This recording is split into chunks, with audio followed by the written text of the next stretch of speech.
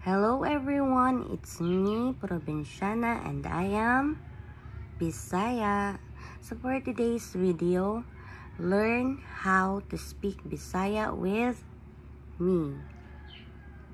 I have here an English words and I will translate it to Bisaya for you guys to learn.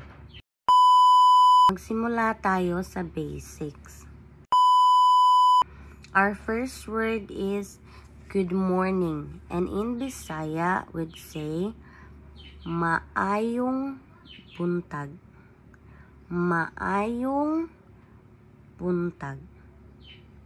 Our second word is good noon. In Bisaya would say maayong udto. Maayong udto. Our third word is good evening. In Bisaya, we'd say maayong gabi. Maayong gabi. And our fourth word is let's eat. In Bisaya, we'd say mangaon ta. Mangaon ta. Our fifth word is how are you? How are you? In Bisaya would say kamusta ka? Kamusta ka? And our next word is good day. In Bisaya, we'd say maayong adlaw. Maayong adlaw. Our next word is how's your day? In Bisaya, we'd say kamusta imong adlaw? Kamusta imong adlaw? Our next word is let's eat breakfast.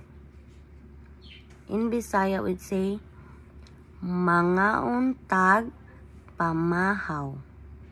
Mangaon tag pamahaw. Our next word is let's eat lunch. In Bisaya, we'd say mangaon tag paniudto. Mangaon tag paniudto. Our next word is let's eat dinner. In Bisaya, we'd say manihapon ta. Manihapon ta. Our next word is let's go there. In Bisaya, we'd say mangadto ta didto. Mangadto ta didto. And our next word is where's your place? In Bisaya, we'd say asa inyong lugar. Asa inyong lugar. So that's all for today's video, and I hope you guys enjoy. If you want to learn more about Bisaya words, then let me know in the comment section below. Thank you for watching. Bye.